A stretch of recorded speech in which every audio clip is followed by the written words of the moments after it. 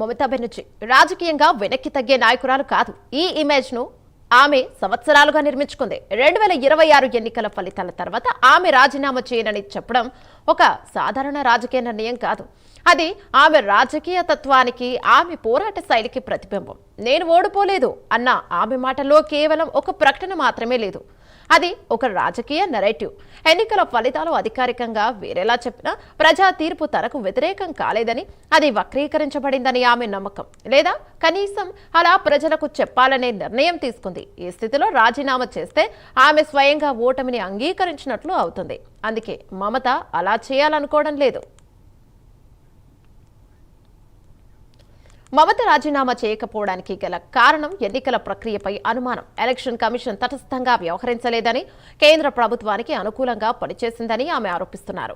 ఈ ఆరోపణలు రాజకీయంగా ఎంతవరకు నిజమో వేరే విషయం, కానీ ఆమె దృష్టిలో ఇది కీలకం. ఎందుకంటే ఓటమి సాధారణ రాజకీయ పోటీ వల్ల కాదు, వ్యవస్థపరమైన లోపం వల్ల జరిగిందని చెప్పగలిగితే ఆమె రాజీనామా చేయకపోవడం న్యాయసమ్మతంగా కనిపిస్తోంది. అదే ఆమె రాజకీయ ప్రయత్నం. ఓటమిని రాజకీయ పరాజయంగా కాకుండా ఒక అన్యాయంగా ఫ్రేమ్ చేయడం. ఓట్ల లూటీ ఆరోపణలు చూస్తూ కూడా మమత రాజీనామా చేయనట్టు మొండికేశారు. సుమారు 100 సీట్లలో ఫలితాలు మ్యానిపులేట్ అయ్యాయని ఆమె చెప్పడం ద్వారా అసలు మెజారిటీ తనకే ఉందని పరోక్షంగా క్లెయిమ్ చేస్తున్నారు. ఈ వాదనను నిలబెట్టుకుంటే రాజీనామా చేయడం అంటే ప్రజల ఓట్లకు ద్రోహం చేసినట్లే అవుతుందని ఆమె తన మద్దతుదారులకు చెప్పగలుగుతుంది.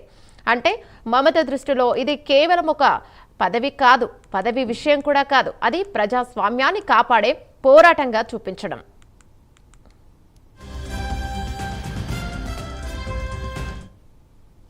ఇక తృణమూల్ కాంగ్రెస్ పార్టీ నాయకురాలిగా ఆమెకు తన పార్టీపై కూడా ఒక బాధ్యత ఉంది.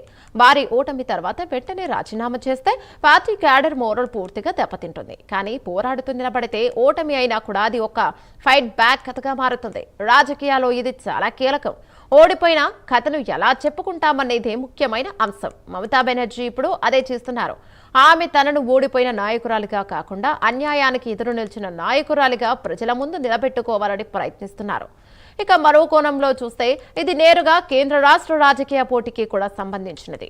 భారతీయ జనతా పార్టీ గెలిచినప్పటికీ మమత వెంటనే రాజీనామా చేయకపోతే అది ఒక రాజకీయ మెసేజ్. నేను ఇంకా పోరాటంలోనే ఉన్నాను అనే సంకేతం. ఇది ఆమె మద్దతుదారుల్లో ఆగ్రహాన్ని, చైతన్యాన్ని పెంచుతోంది. ఒక విధంగా ఇది గ్రౌండ్ మీద కొత్త రాజకీయ పోరాటానికి శ్రీకారం చుడుతున్నట్టే.